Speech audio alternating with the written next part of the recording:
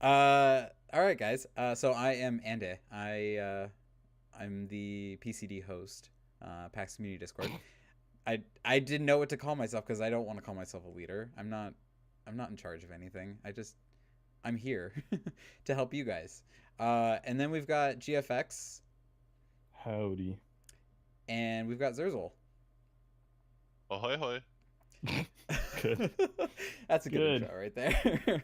GFX, you do the graphics for most of the server as well as everything I else. do. I didn't do these ones on screen though. Yeah, you did. I changed the color. You changed the color. That was from our other graphic designer. And Zerzul, you actually run well, you don't run it. You moderate the forums, I believe, right? Yeah, the PAX sections of the Penny Arcade forums and the Penny Arcade section. And for those who are unaware of anything about you, how long have you been going to PAX? Oh boy. Since East 2010, which not nearly as long as some others, but quite a many PAXs for this. Quite a many PAXs. Yeah, East If this 2010. is PAX number 21 or 22, something like that. Yeah, you are definitely a PAX vet right here. Confirmed to be assuming direct control. um, well, let's actually just get into this and start the planning for the stream.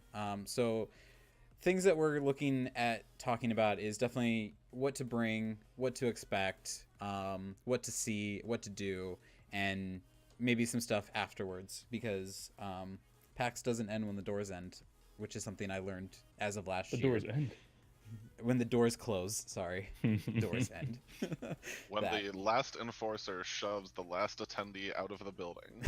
There you go. That one. PAX does not have to be over.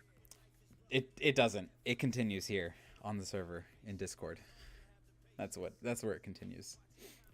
So let's start with what to expect before the event.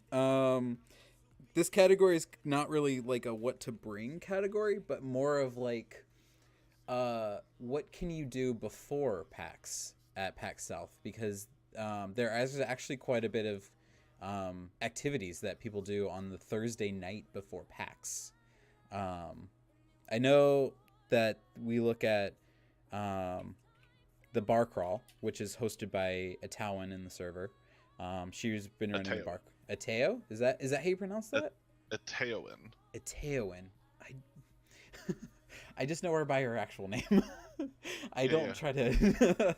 I try to pronounce her Discord name, but it's hard.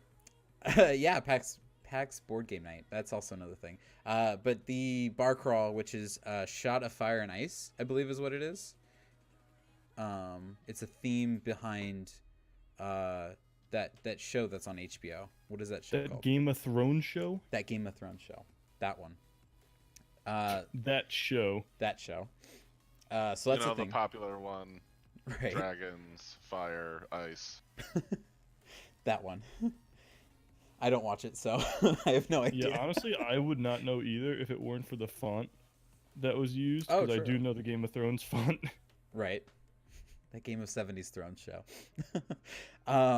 So that's one of the events. There's also the pre-PAX fancy dinner. That was a new one that I've actually not heard of. Zers, do you know much about that one? Yeah, that's so the fancy dinner has been run by the debate and discourse section of the Penny Arcade forums for a handful of years. It's just like that. The debate and discourse section of the forums is just where the Penny Arcade community gets together and debates whatever topics they feel like debating. It's a structured section of the forums, Huh. where like it's very heavily moderated in a very good way to like be on topic, etc. Anyway, and yeah, they've organized a like let's all get dolled up and go out and have a fancy dinner for a bunch of different PAXs. And yeah, so the organizer of the one for PAX South found out about the community Discord and recently posted about it there. But it's been going on for a while. It's never a tremendously large thing, but it's a good way to meet some fellow PAXers and have a fancy night out. Is it South exclusive, or because I know they do a pre-PAX dinner at West? Yeah, so this is separate from those. Okay. I right now I think it's just South, but I know they've had them at East, and they may have had them at. Okay. That makes sense. Yeah, like for a long time there had been just pre-PAX dinners organized by the forum community for a really long time. Right. There still is one for PAX West, but PAX East, that one kind of fell out of rotation as the organizer. Like many community events, when an organizer can't do it anymore and other people don't have the energy or wherewithal to pick up the slack, Mm-hmm. Right. then a thing stops happening, and it's replaced by fun new things. Right. That's true. So we got the pre-PAX dinner. Is there any other events that I might be missing that happens beforehand at South? They do the. Uh, Oh, go ahead. no, no, you go. I was gonna say, I know they do it at West, and I believe East does it too. I don't know if South does the board game night beforehand too. Oh, true. So those are again like a little different because the ones at East and West have traditionally been organized by the same person, who is an amazing event planner, and like works with the biggest hotels Right. around PAX. So at East it's the Westin, which is attached, and at West it's the Sheraton, which is right there. Right next door. Yeah. To like get space in the hotels for people to play games and like have a drink and whatever. Yeah. At South, on the other hand, while it's been tried a bunch of times to get that space from the hotels just won't budge. They're not. I don't think they quite understand the amount of money they can make from their from like the restaurant and the bar when yeah. a whole bunch of people come in to play games. Yeah. But instead, there have been some folks coming around and setting up board game nights just outside of that. So there has been a board game night, I think, at every PAX South so far, but they're not always run by the same people. They're not always in the same place. But I know there is one for this PAX, and I'm having a hard time finding it right now. And I know when I went to South last year, actually, I do remember that like individuals will it's not like really a board game night, but they will in their lobby, like the hotel lobby, they'll play games sometimes. Just like a group of people will get into a game. Because I remember we stayed at the Marriott, I think it was last year, and I remember when I came in to check in, there was already like a bunch of people playing a board game like on a table in the lobby already, and like there was a crowd of people actually just playing it, and it was kind of cool, like an ad hoc board game night kind of thing. Yeah, I mean, basically at any hotel lobby around PAX, you're gonna have that, which is awesome, especially in places that aren't, being jerks about kicking people out. Yeah. I did find the information. There's a pre-South Game-tacular charity game night on the Thursday before PAX from 5 o'clock to midnight at Dave & Buster's, right there in the River Center. Okay. It's going to have a board game library, and food and drink available from the restaurant, Right. or whatever you want to call it, Dave & Buster's. Yeah. And it's for charity, so it has a pay what you want admission price, and anything over the cost of the organization is going to the Rape Crisis Center. Okay. Your mic cut out. Do you want to repeat that? Where it goes to? Oh, I'm sorry. It goes to the Rape Crisis Center. Oh, cool. Okay. Neat. So that's another donation area that you can also donate to, because I know Shot of Fire and Ice does donations to Child's Play, if I'm not mistaken.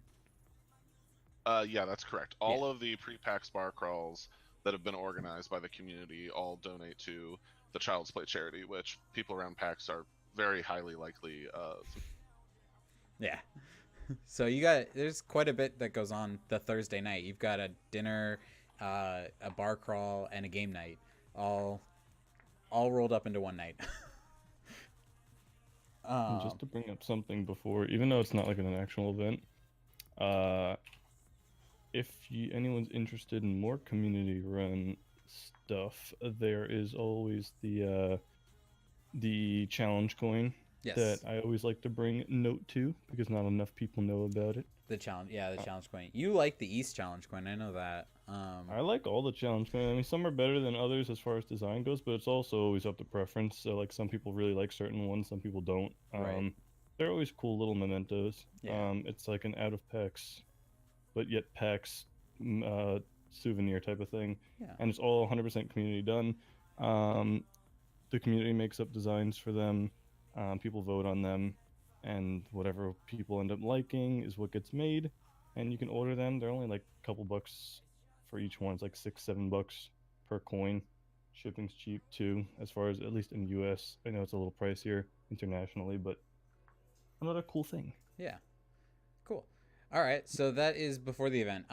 Before we move on to the actual event, let's talk about some things to bring, because PAX South takes place in San Antonio, which is during January, the weirdest weather of the year, I guess, because people usually attribute like Texas and stuff to like hot weather, but it actually gets really cold at night, so it's kind of a weird like, what do you bring to wear to a middle of the winter Texas weather, basically. I don't know if you want to start, Zerzhul, on that one. So it really kind of runs the gamut. The nice thing is, since it's Texas in winter, it's not generally going to be freezing cold and snowing, but everybody has a different idea of what freezing cold is. Yeah. Like, I live in the Northeast, so to me, every PAX South has been very warm because I'm usually leaving like blizzarding snow and going to Texas. But we've had, over the 5 PAX Souths that have existed so far, we've had I think down to like 45 degrees Fahrenheit, up to like 80 degrees Fahrenheit, with some rain occasionally, a bunch of sun, some really heavy winds. So, any sort of clothing that you feel makes you comfortable in those weather conditions would be the important thing to bring. Oh, yeah. Yeah, I remember, I think last year we were walking around at night, on like Friday night, I think it was, and the wind was just really picking up. It was super windy and actually pretty chilly for what I was wearing at the time, because I think I brought shorts that day. And yeah, 2018 was the wind PAX. Yeah, and I just remember walking. We went to like some Mexican restaurant that was down the road, and it was a good like 20-minute walk or so, and it was just completely windy the whole evening, and I was shivering the whole way. I hadn't realized how cold it would get in Texas. So I was not prepared that day for that one. And then during the day, I think it was when we were walking to and from the convention center to like the hotel in the morning, it wasn't like super cold. It was moderate. It did have a little wind for sure. But yeah, it wasn't like, it was probably like 60s or so. It was a fair weather for that like the middle of the day. So definitely depends on what your idea of cold is, or freezing would be, is how you would probably want to dress. Maybe have a little bit of both, like a jacket and jeans and maybe shorts for during the day kind of thing. Yeah, for me, I tend to bring like a windbreaker and a hoodie. One of my friends always says you always have room to pack a hoodie, so just pack a hoodie. Oh yeah. Oh yeah, like, no definitely. matter where you're going or when. Especially when it randomly snows, like at PAX East. Well, I mean, it is the Northeast. It's a little less random. Yeah. Well, no, it just felt random to me because it wasn't that really cold during the day, and then out of nowhere, I just look outside and it's snowing, and I was like, we oh. should not open this can of worms. PAX East is its own demon as far as Sure. weather goes. We'll do a planning stream then. Back to South. So as far as clothes go, good idea. Bring kind of a gamut. But then everything else is kind of your typical packs that you'd bring. I tend to see more of the tabletop variety brought, like board games and stuff like that. Especially for tabletop free play and like after hours. As far as I saw, because I didn't stand in line as much as I would have at like East or West. South doesn't have that sort of line feel Yet. Yeah, I I mean, there are definitely occasional things that people wait a really long time for. Like South was the first PAX to have a look at the Nintendo Switch when that was first coming out. True. Yeah. But yeah, generally you're going to have a lot more in between time at a PAX South because of the fact that it's not just crazy overwhelmed with people, because it has so much space and it's still a relatively young PAX. It's not just going nuts with insane crowds. So Yeah. I agree that tabletop things are very, very prevalent at PAX South. It's definitely a more relaxed PAX, which I think lends itself to just sort of chilling out and playing a game. Yeah. But also things like the Nintendo Switch will be super popular still. So if you have a Switch, I would highly suggest bringing that. Oh yeah. Yeah. Still definitely bring your gear that you would do for like line standing for sure. But you generally don't need like 3 battery packs because your Switch is going to die midway through lining up for Kingdom Hearts 3 or something like that. And I feel like because this is the PAX just before Kingdom Hearts, I feel like that's probably going to be there and be one of the biggest sort of thing that people are going to be lining up for. I'd have to remind myself if Sony or any of those guys are actually going to be there. Sony should. I believe it was Microsoft I didn't see on the list. Yeah, Microsoft. Yeah, is Vice Sony- versa. Sony has a pretty big double booth on the floor. Yeah. So it was Microsoft, and I guess that isn't there. Which Microsoft At was least- also doing Kingdom Hearts when I remember it, when I saw it. Yeah, unless they're like doing something separate. They were, because usually the way it's been, at least for East and West for a while, has been a big Microsoft booth and right next to it a big Sony booth.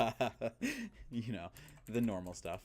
So then yeah, it was that one, and then the big namers. I think Twitch is not going to be there. Razer's never there. So it's I don't expect to be like full of just large games that people are going to be lined up for. Probably Capcom, because I think they've got Resident Evil 2 coming out. I don't remember when that one comes out. I think it may be before or after PAX South, like just before. And then the other big things are that's a pre-release weekend for Magic the Gathering, so that one's gonna have a lot of people hanging out at if you're a big Magic the Gathering person. I'm looking at the. Oh, go ahead. Go ahead. I was gonna say, even though you shouldn't bring like maybe 1 million battery packs, and you won't be waiting in line, a battery pack is still gonna be helpful. It's still just a convention. Yeah. You'll want to make sure your phone can stay charged, or if you have other devices you're bringing, like a Switch or a DS, maybe you want a slightly larger battery pack just to make sure it doesn't die. Hand sanitizer is another big thing. And then I can hear Vid in the background screaming, "Drink water." Yeah, ideally a water bottle that you can fill up. Yeah. Or just buy a PAX water bottle, fill that up. There you go. Don't bring one, just buy one. Speaking of buying things, I definitely, from my experience at East and sort of an experience at South, was pack like yourself an expandable bag. Like just put another bag in your bag to bring, because then you can expand to 2 bags, because you're probably going to buy a bunch of stuff, possibly, and you may run out of space in your normal bag. So it might be when you just carry it in your arms. Well, I'm just saying when you fly back. Yeah, I know. Yeah, it's always a good idea to plan to take home more than you went to, or than you went with for a convention. And considering San Antonio is a smaller airport, there's a lot more people, I feel like, flying Southwest than other airlines in and out of PAX South. And if you are doing that, then you kind of have that you can check 2 bags thing already handled. So bringing even a second suitcase inside of your main suitcase is oftentimes very helpful for bringing home those extra board games and merch that you're going to pick up. Especially board games, because that's what I noticed was a big prevalence, is that a lot of the board game companies stay open after the doors close on the floor, because they're not necessarily on the floor. They're like in the tabletop area, and yeah, they're separate. They're really separate, so you can still buy tabletop stuff for after hours kind of thing. It's kind of smart though that they just set it up that way, because a lot of people obviously go for the video games, and you kind of some people probably don't realize that there's actually a pretty decent sized tabletop presence at these events. Yep. So like once they can't access those video game stuff anymore, it gives you time to actually look through it and maybe find some stuff you didn't even know was there. Definitely. Yeah. Which kind of leads us into the next section, what to expect during the event. This one's kind of a big thing because there's actually a lot that goes on at PAX South that people just don't know about. Not just the floor, but like you got panels. You've got True Dungeon, which is a big thing. You still have all the staples of PAX, which are like the VR free play area, the console free play, even the classic stuff free play. And then the other thing that I've always seen is a lot of people like to gravitate towards tabletop free play and BYOC. Those are the two like big things that I always see people go to, for sure. I'm pretty sure Zerzhul can give us a little bit more info on what kind of things there are to do at PAX South, though. Yeah, for departments, it's very similar to other PAXs. If you've been to other PAXs, you may also be missing these things, right? But at South, again, because you're going to have probably more free time than at a PAX West or a PAX East, you'll have more time to check them out. So you have the free play areas. You can go chill with any of the current video game consoles, check out games, play them with your friends. That's all open until midnight. You have the tabletop area, which you can, again, check out games, play with friends. They're going to try to have an LFG area this year. Again, that's open till midnight. Nice. Panels open till midnight. Basically, all parts of PAX are open the whole way through midnight, except for the exhibitor's floor itself. Right. Something like BYOC, on the other hand, you're not going to be able to just happen to check out because you need to purchase a special BYOC badge in advance, which I believe are still available. But that lets you, if you're like a PC gamer or even just want a place to hang out and play a couple PC games, even if you're not like a crazy LAN party person, you can bring your computer. You have a dedicated space to set it up, dedicated internet, just to be able to play games. Again, like PAX is trying to enable you to play whatever games you like to play at the show. Yeah. And there is the PC free play area. Sorry, yeah, that's right next to BYOC that has like a super up to date gaming machines. That's right. That are, again, you just go in, line up, and go play whatever the latest releases are. Yeah, I remember that being there too. I couldn't remember where exactly that was, and I was looking at the map, and I was like, I don't see PC free play for some reason. But yeah, it makes sense. Yeah, it's just sort of all meant. Like, it's all labeled as the PC room now. Yeah. Which is just that big chunk of the expo floor area next to the expo hall and next to tabletop, where they're going to have BYOC set up and the big PC tournaments and the like big PC free. Yeah. And as Harold points out in chat, PAX South is really really a hybrid of Unplugged and East, but like on a smaller scale, I think, for East. Because it's definitely not as big as East is, for sure, but it's definitely got a very unplugged vibe to it. So if you missed PAX Unplugged or didn't get to attend it, this is kind of a good pseudo PAX Unplugged, because you get a lot of that tabletop feel to it, alongside of the games and the stuff that you would see at like PAX East or PAX West, for sure.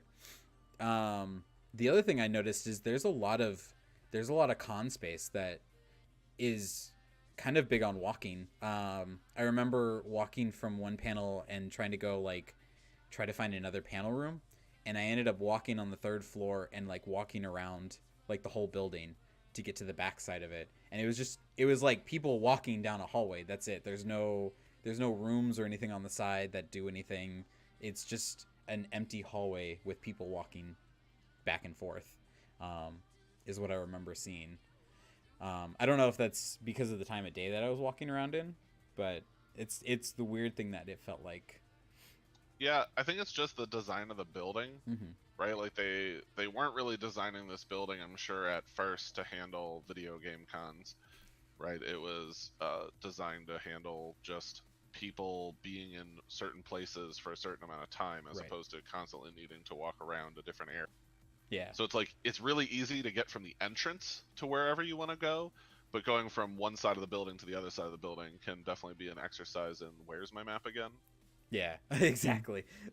And I feel like the map is, it can, like, translating the map into what you're seeing, like, for in real life is a little confusing as well, because the main lobby area is shaped so weirdly, with, like, you go in and then you've got the escalators on the left and the right, but one of them goes up to the third floor and one of them goes up to the second floor, but there's like that little alcove where they had on the second floor the VR free play stuff, or there was like a VR area over there. And then you had the handheld lounge on the second floor across from it in the lobby, and then on the third floor was True Dungeon, and then just a big hallway that led all the way to the back with like an area for VR free play, I think was over there too, on the third floor. And then you just kind of loop back to the backside where all the panel rooms are, on the backside. So I just remember spending like a good 30 minutes walking and being like, okay, where am I exactly on the map, and why don't I see some of this stuff? So Yeah, I actually would suggest for any convention you go to that doesn't use the map directly out of the convention center's literature, right. that you go to the website for that convention center and take a look at their map. Yeah. Because those are freely available. The HBCC or HBGCC has its maps available, and you'll be able to look on those and sort of see the general areas where the PAX map is referring to. Right. It's always been a pain point for a lot of people about the fact that the PAX map doesn't give you like room numbers, etc. But that's because the maps are designed and printed so far in advance of the convention that they don't want to have a last minute change mean that the map isn't right anymore. So it's definitely a balance to play. Like, they know the Cactus Theater is going to be in this general area of the convention, but is it going to be like room 101, 102, 103, or is it just like 102, 103? That makes sense, actually. And so then like that's part of why they do that, is so that they can potentially make small changes without having big issues with suddenly the booklet is wrong. True. And Harold again brings up a really good point, is that with a lot of with it not being as large of a PAX, there's also a lot of during PAX like things that you can do as well that are not like directly on the guidebook or anything. One of the big ones, and I was part of PAX West on this one, was the PAX Pokemon League. That's a really fun thing to take part in if you play Pokemon or have ever played Pokemon. It's a really good thing to do, even just for fun, because it's sort of like a pseudo real world Pokemon, like not tournament, and not competition, but I don't know what to call it. It's like your own master quest for completing all the badges, for PAX Pokemon League. So there's that, but I don't know of any others other than True Dungeon, any other during PAX events. Do you know of any, Zerzhul? Well, I mean, some big things that people probably do know about, but might not be thinking about anyway, is there's one night of concerts at PAX. I think it's Friday night. Then there's the giant Acquisition Incorporated panel, which is always hugely popular. Unfortunately, our gaming panel is running during that, so people that aren't interested in Acq Inc. can come play games with us. Oh, true. I was wondering what was during our panel, because I remember the concert was usually on our panel time, so it was a split between going to the concert or going to game night that night. Yeah, so now they reduced the concert lineup down to one night, and then have Acq Inc. in that concert time slot on Saturday. Yes. Got it. And then we've got Penny Arcade. That's a big thing that happens at all the PAX N. But God, I love pins. So there's that to look forward to. I think they are very popular, and there will be a new show set for South. I'm sure the PAX Twitter is releasing those. I don't know if they've released the new pins already or if it's something that's coming up. But... next week, I believe. Yeah. We do know who's giving out pins, though, that are part of Penny Arcade, because the convention map has the little marker for them. So that is definitely. Right. A couple things that I actually forgot to touch on earlier when we were talking about the different parts of PAX, and these are again things that are at every PAX. But if you find yourself with a little extra time at PAX South, I definitely highly suggest you check them out. One of them is the Diversity Lounge, Yes. where a variety of exhibitors and groups have a space to set up. Where I think, like, I don't remember the benefits as far as, I think it's like a little less expensive to exhibit there than in the main expo hall. Right. And it's specifically set up for groups that have a diversity focus, which I think is extremely important. So I highly suggest everybody go there and check it out. Right next to the Diversity Lounge is the Classic Arcade, which I don't know, how old our listeners are or eventual viewers on YouTube are, but I definitely spent many an hour hanging out in arcades as a kid, and I love hitting the Classic Arcade whenever I'm at a PAX. I remember seeing that too. I hung out at the handheld lounge, which is like right outside of those two. That's right there too. Yeah. So that was a good thing. And then we've got tournaments, of course. Oh, sorry, I was gonna hit one last thing real quick. Go ahead. Another thing that I wouldn't suggest you specifically go seek it out, because it's very specifically for people who need it. But there's the Take This AFK room, which is an initiative that's at every PAX now, that provides like a quiet, centering space when you just need to get away. Because conventions are very busy, lots of people around. There's lots of reasons why you would just need a place to just chill for a minute. Yeah. They have professionals in there, like if you need someone to talk to, people who are trained in various like counseling techniques, etc. Like, not necessarily, it's not like you're going in there to get therapy, Right. but if you just need to get away from the show floor, you can sit in solitude, you can talk to somebody who wants to talk to you. It's just an absolutely amazing place that if you're feeling a little overwhelmed or just something isn't going right at the show, just go there, chill, get yourself back together, and then go right back out into PAX. Yeah. Speaking of, one of my best friends in our group here actually works at the AFK Lounge, or not works, but he donates his time at the AFK Lounge, doing therapy and talking to people at the lounge. So that's one of the big things of our group, because he's not a social worker, but he's more of a social mentor sort of thing. He does a lot of therapy sessions with people and helping them out. So he donates his time to that in the AFK room. So they are cool. Real people. I don't know what that was supposed to mean.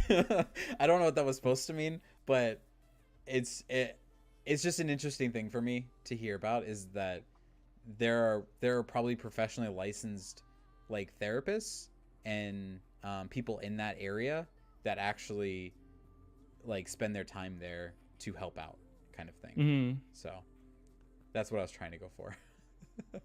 Opposed to them being real people. Yeah. So yeah, beyond that, the tournaments, of course, and tournaments are run the same way as any other PAX. If you've ever been to a PAX, signups are that day, not usually before, other than unless the company that's hosting it says that they want to host it or they want to start signups early. But most of them signups are that day, and they're usually in their respective areas. So like for the Pokemon tournaments, they're usually in handheld lounge. For the classic tourneys or the PC tourneys, they're in their respective classic console free play and PC free play kind of thing. Is there anything else we're missing during the PAX? I was just gonna say, as far as pins go, Devolver Digital has a pin this year, so if anyone's interested in my friend Pedro, maybe that'll be the pin. Tiny Build's got pins. Yeah, I'm not sure what it's gonna be of, like Hello Neighbor or whatever. Or no, they have another game that they've been working on. I can't I can't remember the names of all of their games because they have a ton of games that they've done. Their booth is usually fairly large, but people always associate them with Hello Neighbor, but they actually have quite a bit of games that they work on throughout the year, and publish. So they usually have some spread around pins for them. I'm I- excited to see what the new LE pins are too. Oh, Sorry, go ahead, Zeus. Go ahead, Zeus. No, that's actually good. I was just gonna touch on like little stuff at the show. So one of the things you just mentioned, the LE pins. If you're a huge pin person, you probably already know this, but the LE pins are available at the merch light booth. There's actually two merch booths at the convention. There's one right in the main lobby and then one on the expo hall floor. The merch light booth in the lobby is actually where you'll be able to find those limited edition pins that are only available like basically first thing in the morning at any given pack. They go out pretty quickly. They only give out like 500 per day or 450 usually, 450 usually. Yeah. but it depends a little bit. They sometimes change it up a little. Yeah. So, and yeah, usually people line up for those pretty early, like 8 or 7 in the morning, I think it was. Start from the Well, beginning, I mean, few people are probably out there at 7. Some, I'm sure, because you'd have to be physically outside the building. The building doesn't open until 8 o'clock. 8, yeah. That actually segues into another one of the little things, right? Is that the building opens at 8 o'clock. Events start at 10. So if you're going to a specific event, you can actually just go line up in the area where that group lines up. The exceptions to this are the expo hall and the main theater. Those have their own like dedicated queue spaces. But if you want to go see something that's not in the expo hall area or the main theater, you can just like walk up to the other you want to go, or you can walk up to the lounges, the free play areas, and just hang out until 10. Right. So you don't need to feel like you need to walk in the door and immediately go to one of those huge queues that people are being ushered to. Right. A lot of people just go with the flow and are like, oh crap, this isn't actually where I wanted to go at all. Right. And for those that are maybe have gone to like east or west, where they're used to like queuing up in a queue room beforehand, and then like if you didn't get into that queue room, you had to wait like half an hour before the main doors actually opened. South is usually like 10 minutes and they're open, maybe even less time. So even if you would really only queue up if you really wanted to be like first on the floor or first into the 10 o'clock panel, whatever's going on at 10 a.m. kind of thing. Yeah, it's just all about how fast they process that initial queue. Yeah. So the other doors of the area don't open up until the people that actually queued up and waited get inside. So at least it's minorly. Yeah. So that's good.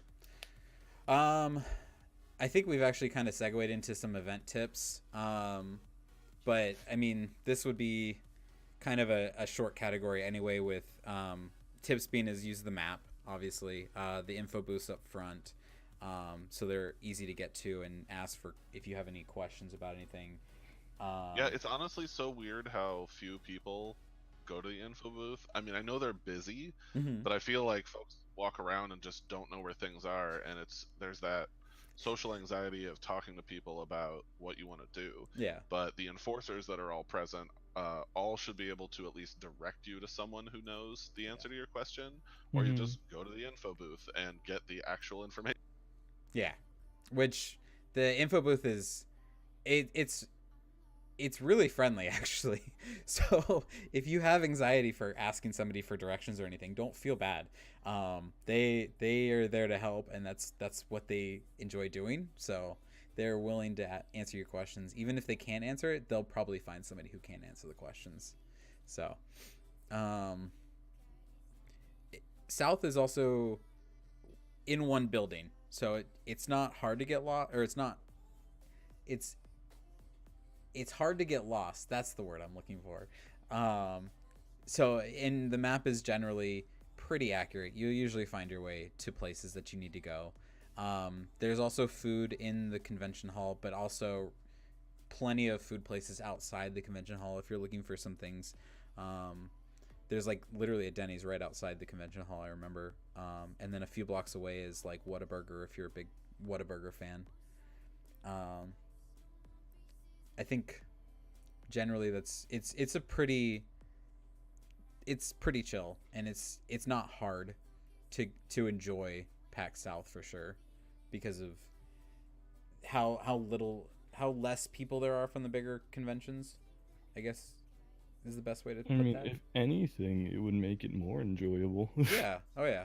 I that was the one thing too is that PAX South for me was the first PAX last year that was non-West for me. So I'm used to all of West's like hype and excitement and like massive amount of people, and then to go there and then to go to South and it just be completely different was like it was almost like culture shock. It's like this isn't a PAX that I'm used to. And yeah, Serge, this is me. I'm Andy. Hi. I just noticed him say that. Yeah. It was definitely a very different experience for me. And I'm sure Zerzhul can say the same thing. Is that he treats South as like a totally different PAX from East and West. Yeah, it's interesting since I've been going to PAX a little bit longer. Like, South reminds me of maybe the first East or even the second East, where it was rad to have a PAX that's all in one building, but you have that more laid back feel where people aren't just crazed to get to the specific AAA games, etc. Yeah. Like if that's your favorite part of PAX, then PAX South may disappoint you, but it, like we've been talking about the entire time, it gives you so many opportunities to see all of the rest of the show. Like the expo hall and the crazy AAA titles are only a very small portion of the whole that is PAX. Yeah. And so you get that opportunity to just go out and see the other things.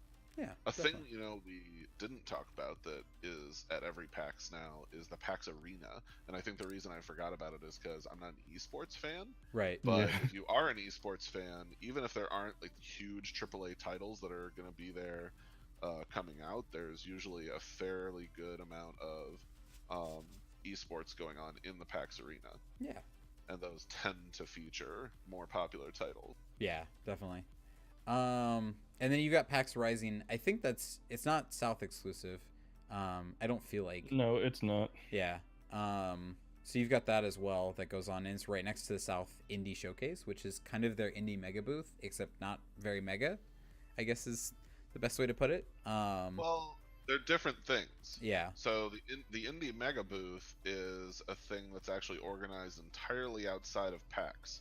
It's a company that buys Yeah. a tremendous amount of booth space and then sells tiny portions of it to indie companies. Right. The PAX South Indie Showcase, which is, there's an indie showcase at every PAX, is where people apply to be part of it, and then get that space. So, there's a PAX East Indie Showcase, there's a PAX West Indie Showcase. Right.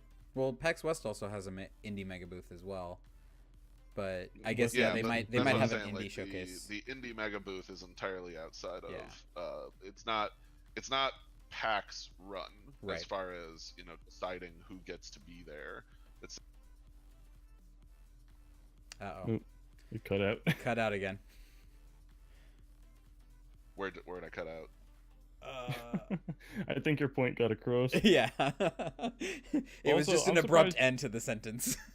I'm surprised you didn't remember PAX. Yeah, PAX Rising has been at PAX West and East as well. I probably just PAX for some reason PAX Rising at South is like it feels more in your face because I guess it's in the center of the floor, and maybe at like West I've always seen it like off West to the has side. been upstairs, like the floor where the diversity lounge is. Right. Yeah. Yeah, it's like tucked away. It's sort of tucked away in the corner, but there's also a huge sign for it. So I don't know. Right. Maybe that's why I miss it. I don't know. So yeah. So that would probably be what I'd say is that there's not many tips and tricks that you need to know about South. It's much more chill, much slower, and easier to kind of navigate and get to places and see what you want to see, kind of thing. I don't know if there was anybody who had any questions about anything that maybe specifically wanted answers to. I can leave this up for open forum for people to ask in the chat, and then if we get any questions, we can answer them as we go. While people are frantically typing away their questions for anything specific, I felt like this would be a good time to also talk about our game night that we're hosting. on. Before that, hold on. I do have a. I'm gonna ask this because Zerzhul hasn't been a part of one of these, so I want to switch that slide back Okay, real quick. there you go. Zerzhul has not gotten to answer this question. I'm curious what he has to say about it. It's not like a super long, involved question or anything, but I'm still curious nonetheless. So you've been going. You said, is this your 21st PAX coming up, or It's 21 or 22, something like that. lost He track lost already? count. Already. Well, I remember after- like counting up to 20, and then after 20, I was sort of lost track. All right. Do you think carrying or having a backpack is a good thing or a bad thing for the con experience, as far as just in more terms than one? Like, obviously having a backpack's good for bringing things around, especially if you're buying stuff, but there's lots of arguments also how carrying a backpack is not great for cons, especially I guess portability wise, mobility wise. What are your So- thoughts on that? That's a great question, actually, and it's a complicated answer. I'm sure that All right. But we're Well, asking everyone what probably you says- think. Everyone says it's a complicated answer, right? So the difficulty is there's two parts. There's how good is it for you, and how bad is it for everyone else. Right? So I have a backpack that I love. Like, I've had it for, gosh, a really long time. I don't know, probably like 9-10 years. And it's a slim backpack, and so it fits very close to my person, which I think is a major thing that's important at PAX. And yet still, it bugs me because I end up needing to pay so much attention to my personal space that I'm not hitting people with it, that I'm not accidentally taking up, too much space in line. Just the fact that I'm, carrying a thing around all day, my back's gonna get sweaty, whatever else. And there was a point at PAX where my friend said, "Jesus Christ, Zerzhul, you never, ever, ever like go outside of the sight of your backpack. It's always with you." And then I just stopped using it cold turkey, and I think my life improves significantly at conventions. I don't even bring a bag, period. I walk in with like the stuff I need in my pockets, so I have like my backup battery, and my phone, and that's it. And that's how I walk into a convention. Like, if I'm gonna bring games, I might have a dedicated board game bag or something like that. But bags that are in your hand are so much like, you're more aware of them and how you're actually traversing the convention, and so you pay attention to what you're doing with it. You're much less likely to like swing around and smack someone in the face. Yeah. So my opinion is that carrying a backpack or even a messenger bag is a bad idea, but I would highly suggest, even though they're like worse for you ergonomically, that a messenger bag is safer because you're still probably more aware of it than a thing that's on your back full of stuff. Right. Yeah. I kind of agree with that, and it really depends on the person too. And I think I've hashed this question out several times now, probably at West and East, or I think we did a PAX West planning. We haven't done a PAX East planning yet, but I'm pretty sure I hashed this out at West, is that it depends on what you plan on bringing for the day, and especially if you're close to your hotel room, you could always run back to your hotel room and grab whatever you need if you need it. Particularly like between changes of going to the floor to a panel to after hours, like going to tabletop kind of thing. You probably don't need a bag during certain times. I mean, there's like a lot of factors that go into it for me personally. Where like I'm always staying close enough to the convention that I'm not worried about whether or not I'm going to need to go back. Or I have a place to stash things in the convention that I know other people aren't going to take them. Right. Like for some people, they put it at their BYOC seat. If you're an exhibitor, you can bring your things there. And then the other thing is that all my stuff fits in my pockets. A lot of people don't get to wear clothes that have good pockets, which really sucks. Yeah. Or they just feel like they need so much stuff that they can't do it. So I guess it's, I think you should bring the smallest thing that contains all the things that you need and be hyper aware about how you're trouncing around the convention with it, so you don't smash people with it. Right. Because like at PAX Unplugged, it was a menace because PAX Unplugged, there were these 2 or 3 companies that were selling these tremendously Not the large boxes. board game boxes, like board game backpacks. And so they were like, gosh, they were the biggest backpacks I'd ever seen that weren't like military yeah. rucksacks. And people were getting hit with them constantly. And not only are they tremendously large, they're full of board games. And so, Right. you know, you accidentally swoosh around and you're literally knocking someone out. Yeah, with the box. A literal box, too, because there's probably a board game in there with boards and pieces and everything in it. I actually own one of those. I have one for my trading cards when I go play Pokemon trading card. It's a trading card holder that holds like boxes for your cards as well as deck boxes and the pieces that you would need for like the dice and different things that you would need for the game, tokens and stuff. It's huge. It's gigantic, and like I only take it when I go to my local game shop to play Pokemon because it's just that massive. Like it could hold so much stuff and it's so heavy. I would not recommend carrying it on a regular basis. Yeah, like it's just about being self-aware. If you need a bag that is really large, which I mean I've brought tremendously large bags into PAX, but I backpacks are awful because you're just not paying attention to them. You can't feel where they end. Yeah. Right? Like you can't see it. Until you smack somebody in the face. Yeah. If you have to bring a backpack specifically, try to carry it if you can. I know not everybody can. Like there's all sorts of reasons why like people need to bring certain stuff, but I would urge you that if you don't need to, and if you do need to, not judging you at all, but if you don't need to, just try to not wear a backpack on your back when you're inside the show. Yeah, definitely. I wish I could take that advice. I mean, wearing like, it backwards so it faces forward is a pro move if you can. Again, there's like, forward. you know, nice. is your body able to do it? Right. Right. There's so My many things. bag. Yeah, your bag too is heavy, massive.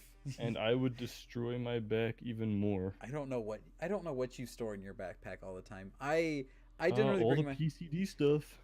Well, I do the same thing, but my backpack is considerably smaller than yours is. Well, yeah, because then I'm also usually carrying a camera, a switch, my giant portable battery, sometimes a laptop. Like I'm set. If there's an apocalypse happening at PAX, Yeah. That's the way I used to be, and then I just realized I don't need all that stuff. I generally bring my laptop.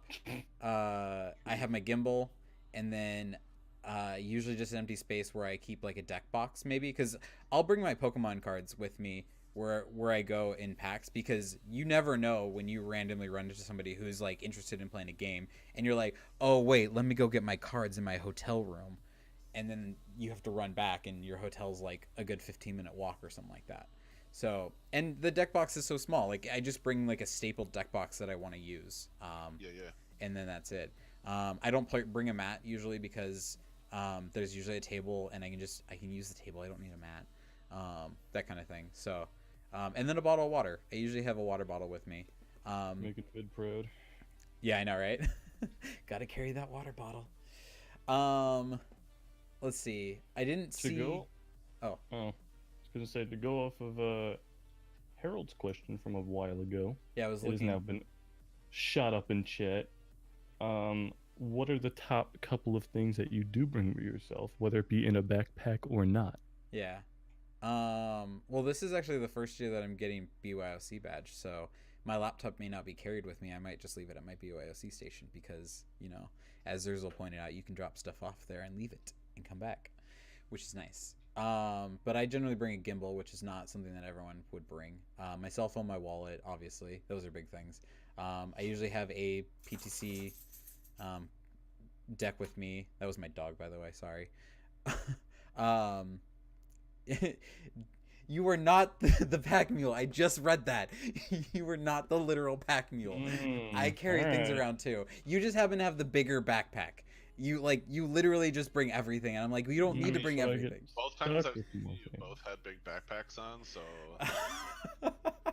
Yeah, the pins, the badges, the lanyards we'll usually bring sometimes. Yeah. I mean, I get that struggle, right? Like with all the prank stuff. Like some years we've had so much props that like it's just everyone's carrying a ton of stuff. But one of the benefits of being in charge is I just make someone else do it. Oh man. Hey, can I borrow your pack mule, by the way? Right. Drew, you're gonna start working for you're gonna start working for Zerzhul now and his prank fine. group. Start carrying around his prank stuff. That's fine. Yeah, Bottle. so... Oh. Oh no, I was just gonna. I didn't know if you were continuing with what you brought. I was almost done. Bottled water, obviously, and then my Switch. I used to bring my DS, but now it switched over to the Switch, so now it's just that. And usually pens. I'll bring pens. I don't know why. I just have pens with me. So if you need a pen, I've got your pen. I think that's it.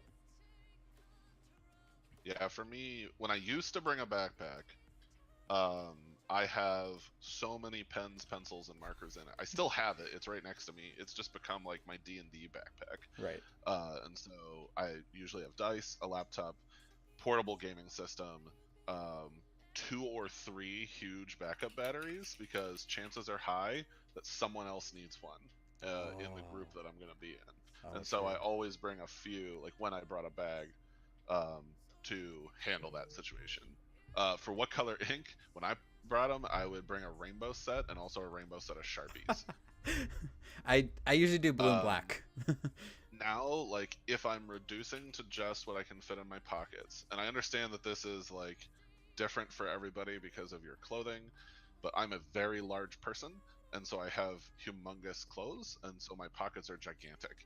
So I bring 1 or 2 very large battery packs. I generally don't bring my portable gaming system anymore. I found that I never play it when I'm at PAX. Even when I brought my DS, I never ever played it. Right. So it's just battery packs, my phone, a handful of USB cables, because again, someone near you is going to need it, and that's a great way to start a conversation when they go, oh shit, my battery's dead, and you're like, hey, I've got power. Yeah. And then just my wallet and my hotel key. Like that's it. The That's obvious all I stuff. And Marlene actually brought up a point, because there's buy a not bottle at the show, like a plastic, disposable bottle. Use it for the whole day. Throw it out at the end. true, unless you buy the PAX merch and you get a water bottle from that. So there's always that. But Marlene actually brought up a good thing to talk about, because there's no females on this group right now that need to point it out, but bringing female toiletries like lipstick and powder, Tylenol, that's both male and female, but I tend to notice women's that Tylenol? No, I tend to notice that women carry Tylenol. I've like in any company I've ever worked for, if I ever had like a headache or something like that, I knew that I'd just go to like any female in the company and they'd probably have Tylenol, because they tend to bring it. I don't know what it is. I think it's because they tend to be more conscious of that, maybe, or I think that in general they're just more prepared. there you go.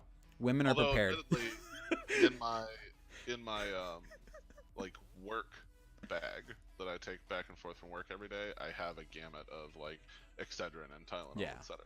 I should do that, but I just never, for some reason, do it. And yeah, Tylenol, woman's product. Thanks. Ever since East, where I got direly sick, Oh yeah, I remember that. I am always carrying Tylenol and ibuprofen with me. Yeah. And then it's Camillo. Deodorant is a definite need to bring, obviously, for when you go to like traveling, but I don't think that it's necessarily something you need to carry on the floor, especially if you use it like in the morning. So as long as you're, actually doing your normal hygiene routine in the morning, or, relatively before you go out in public, you should be fine. But we try to avoid perpetuating the stereotype of the sweaty, non-hygienated gamer in the PCD. The major thing that I point out every time that comes up is that you and I do not know what that person does or doesn't do for hygiene. Yep. Bodies smell, and they may be the cleanest fucking person in the world. Yep. And still stink. It just happens.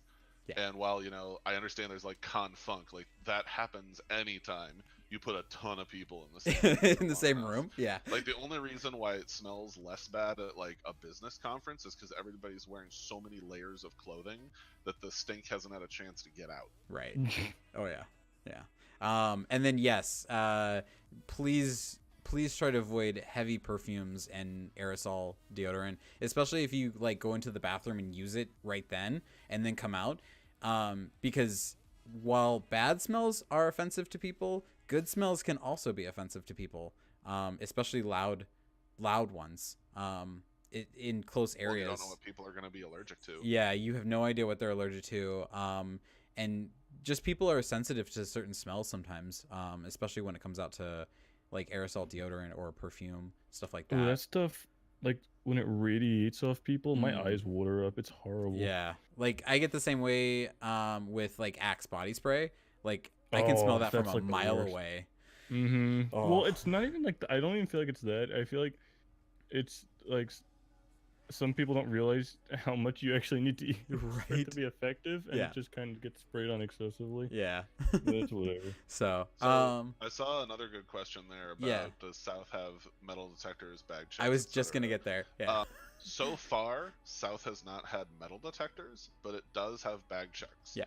So they do a cursory bag check when you come in. They're just looking for weapons, things that are dangerous. Like people sometimes complain about how the security isn't looking deep enough, and while that can be a debate in and of itself, you know, don't expect, it's not like you're being searched like you're going on to an airplane or like you're going into a government nowhere building. Near that. It's just trying to determine if you look like you know, your bag is containing something dangerous. Yeah.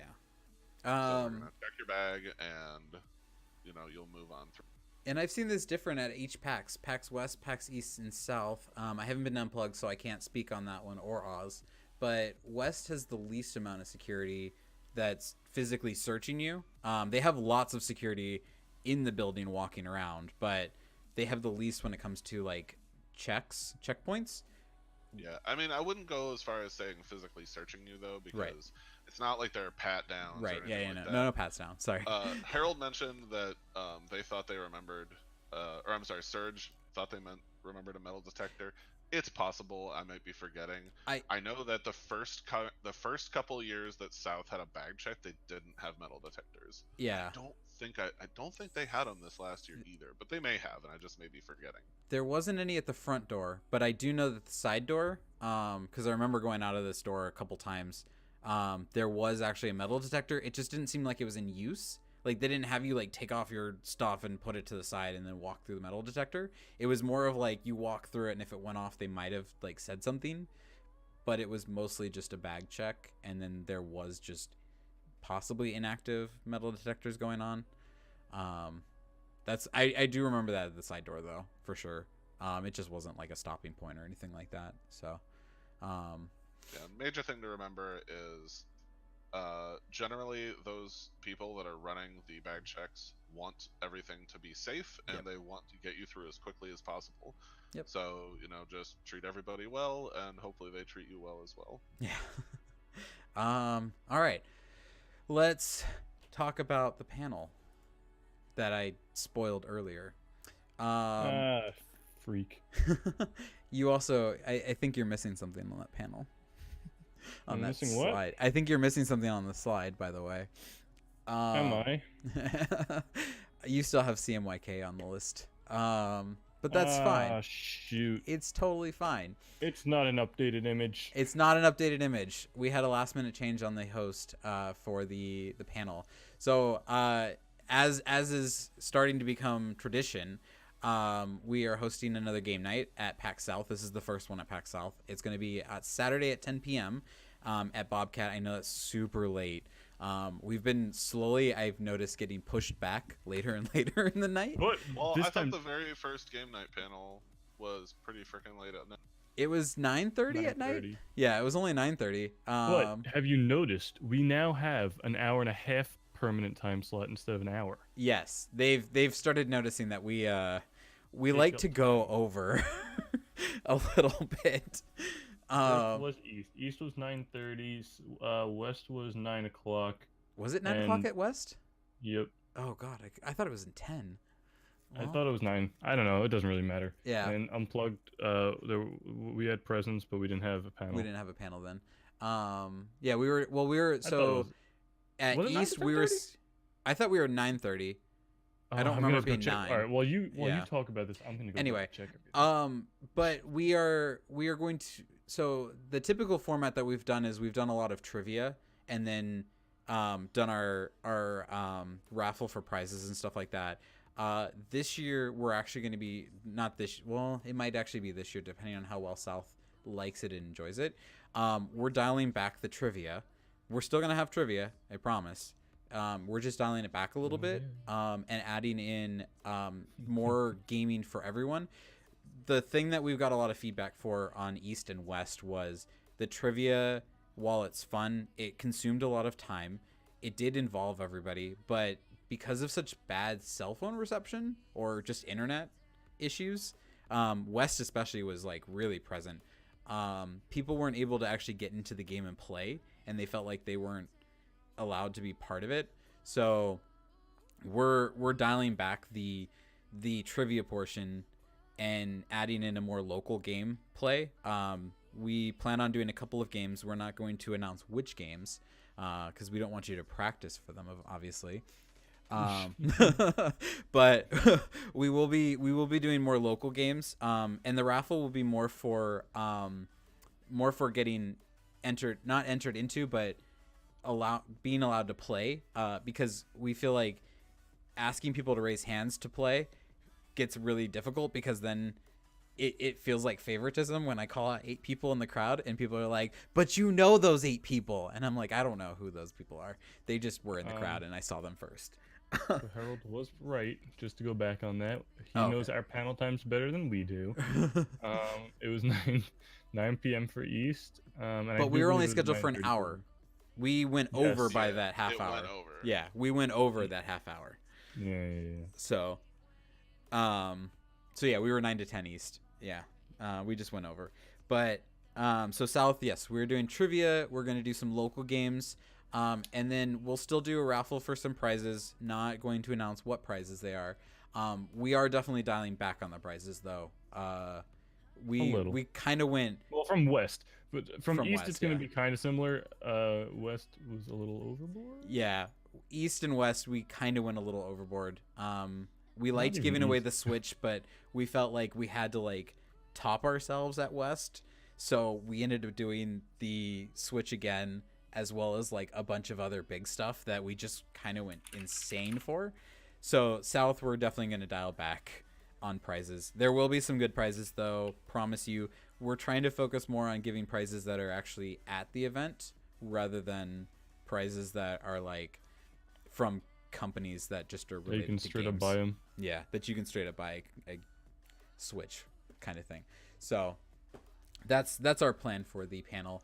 It'll be hosted by, in fact, the same 3 people that are hosting the stream right now. We'll have Zerzhul, Drew, GFX, and myself. CMYK. And we shouldn't be as tired. Yes. What? No, everyone should be a little more awake there. Oh yeah. Are you kidding? 10 o'clock at night on the Saturday. All right. Sunday, Saturday. It's Saturday. Saturday. We're not Sunday. Good, I thought fortunately, but I don't think they would ever put a panel on Sunday because at 10 o'clock at night, because doors They close at can't. 6 and that's it. Well, I mean that's obviously when the secret panel is. Right. Ah. The secret panel. Insider info. Yeah, there have been a lot of secret panels that you've never been to. You're right. There definitely has been those before. I have never been to a secret panel ever. The last host, CMYK, was planned to be going, but due to some sudden issues coming up, he is not. I don't know what the words. That seems so sketch. Like some Issues? we killed him. No, we didn't kill him. I don't want to be there's like. just some personal stuff. Yeah, going just on, personal so he things just couldn't that make it. prevented him from going. So, but you still get to enjoy the 3 of us. So, that's the good thing. Not sure if it's worth it. I don't know. We'll see. But yeah, that is what you can look forward to us. Zerzhul and myself will actually be Zerzhul and I will be on another panel that we don't have the slide for. PAX 101 and PAX 102. Although I think Zerzhul, you're only on 102, if I remember. I think that's right. Yeah, something like that. Maybe. Maybe, but I'll be hosting both of them. PAX 101, if you liked this stream, PAX 101 would be very similar to this stream, but actually at PAX. It'll be talking about things to do at PAX and meeting people at PAX.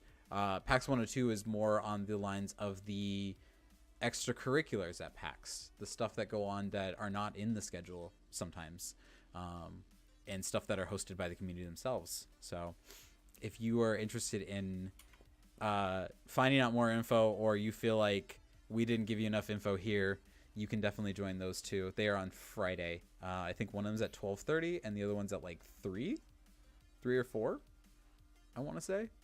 It was a couple hours after, because they wanted to give us a break, I guess. They didn't want to smash us together between the two. Don't even know your own panel times, eh? I know, right? I have Super prepared. I'm not prepared. One thing that would be rad is, for those of you coming to PAX 102, is, if you've come to other panels that this group has done before, or, that talk about community events, come with ideas for new community events. There might be people that are at the panel, or people on the panel, that want to run something for the community and don't have ideas yet. Yeah. And that's actually something that I found is kind of neat sometimes when you get a group of people like that together, is that want to see what else there is around the convention. Is they'll sometimes be like, oh, well, what if someone did this? It's like, wow, that's a really great idea. Maybe we should do that. Yeah. And it's also impossible to put all of the people who do all the planning, all the prep for all those outside activities onto that panel. So we try to get some of the bigger names, like Cookie Brigade is on there, PAX, Pokemon League is on there. You're on there, Zerzhul, for the prank. I keep forgetting that word. I don't know why. And then I was recently added to the panel last year for the community Discord. And then I think the challenge coin was on the panel last year as well. I don't think the challenge coin. There's been pin people on the panel. Yeah, pin. That's right. Too, right. The Penny Arcade people as well, or Penny. I think they're Penny Arcade. Penny Pals. Penny Pals. There you go. Penny Pals. That one. So they're on the panel as well, or were. I don't know if they're on this one again, because I had a couple people say that they couldn't make it. So I'll have to recount who exactly is on that panel. But point is that people do show up to those panels to talk about things that they want to do outside of PAX as well that could be organized. I've seen one person talk about organizing a Pokemon Go league at PAX. Now that the battling system has been introduced for Pokemon Go. So that's been a big thing. Yeah, that was a neat thing to talk about. I would like to see a more formal Pokemon TCG tourney, because I miss it at Unplugged all the time, but that's just me. I wish I had time to run another thing at PAX. So yeah, my schedule says Punzies, Cookie Brigade, Ren Famous is Penny. I think Ren Famous was the one that said she couldn't make it. She or he. Clan Morgan said that they'll be there, I believe. And then myself. So Andeh confirmed Blizzard Man. Enough about myself. I think that's it. We wanted to try to keep this under an hour, or about an hour to an hour and a half. And I think we covered everything. Is there anything I'm missing? Not that I can think of. Yeah, no, I don't think so. I mean, I'm sure we could talk about PAX literally all night. Hey, can I plug, can I plug my panel? Zachy, what is your panel? Let us know. We'll plug it real fast. And we hit the Q&A. We didn't have a lot of people ask any questions in chat. Feel free to ask. That's a good point. Are we doing an escape room? Escape. So for those who don't know, we did an escape room at West because there's actually a lot of escape rooms in Seattle, and people really love that. There is no escape room at South, but you do have True Dungeon if you would like to do an escape room. It's sort of an escape room, but it's also a I don't know what the words are for it. it exists. It's a real escape room kind of thing, that you can do. You should go do True Dungeon at PAX South. Yeah, we should go to True Dungeon. But we are actually looking to schedule for those going to East. We are actually looking for, that's the word I'm looking for, LARP, live action roleplay. I forget my words all the time. But at East, for those that are planning on going, we are actually looking at organizing another escape room for East. I've had a couple people mention them, so we may end up organizing that as well. Seems PAX people love escape rooms. I don't know what it is about escape rooms that people like, but Ooh, if that's Mario, so Zaki said Mario 2 and 3 speed run Saturday at 8 p.m.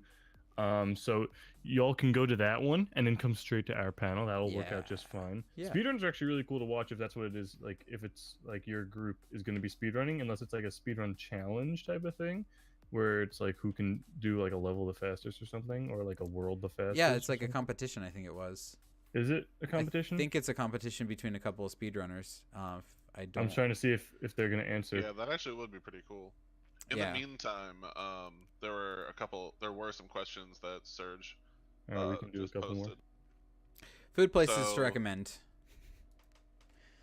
Yeah. So, a place that I've been to, I think every time I've been at PAX South, is Bariba Cantina.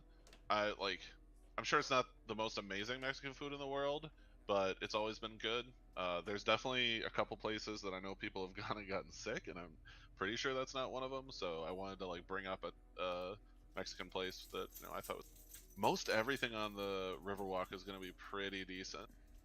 There's a lot of bars around the Riverwalk. I'm a huge fan of the Davenport Lounge bar. Tremendously big fan of the Buckhorn Saloon.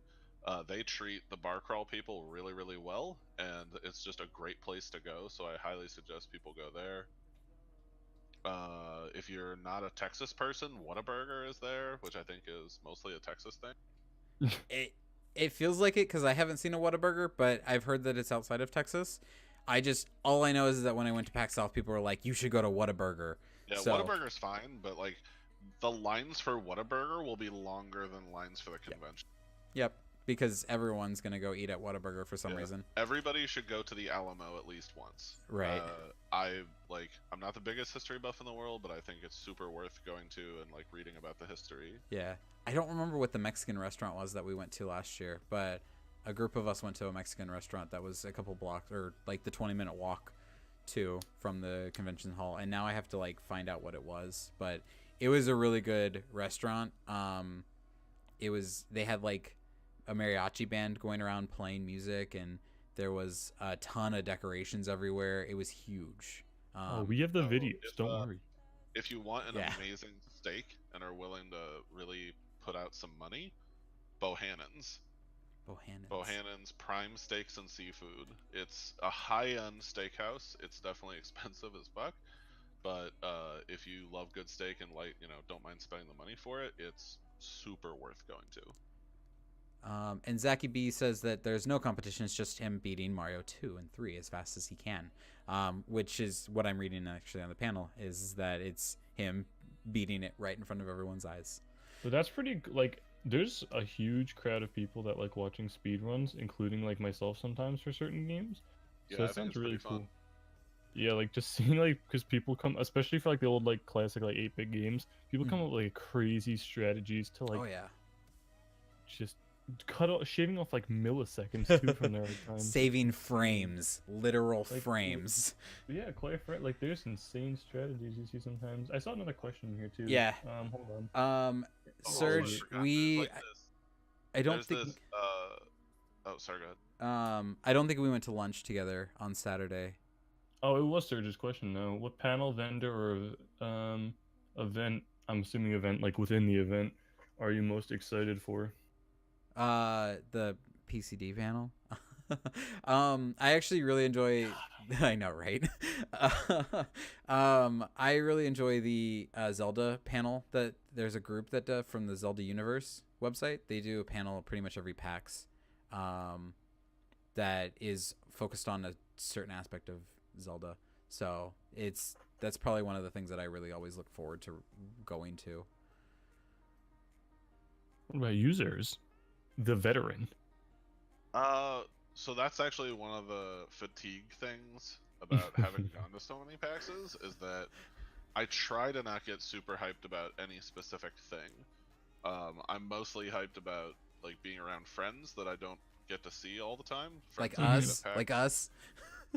Yeah, I mean, I talk to you guys during the year, but yeah, it's Yeah. fine. Yeah, I mean, kinda. I mean, No, it's true, but like I haven't known you guys as long as some of these people. So Yeah, there's definitely. people that like are my best friends that go only to PAX South that I get to see. Yeah. So that's super rad. A friend of mine from Houston drives through Lockhart, Texas, which is like the mecca of barbecue in Texas, Right. and brings a ton of really amazing barbecue with him, and so I'm super excited for that. Like, it's not PAX stuff, right? Like, I love going to PAX. I like being in PAX. I like all the departments. I like tabletop and PC free play and all that. I usually go to panels, but it's like that's a background to the real reason I go there, which is to like see my friends and eat fun food. Right. Before Drew gets to answer GFX, there was one more question that I wanted to take from Lucky Marlene. Is it too late to order community pins for South? So, community pins, you can still order them. The form is still up and available. So we are still taking orders for those. We will probably close it down, like the day before PAX South, I think it is, and then if I get a question like on the floor where somebody wants to buy one, I'll give them information on how to get one, because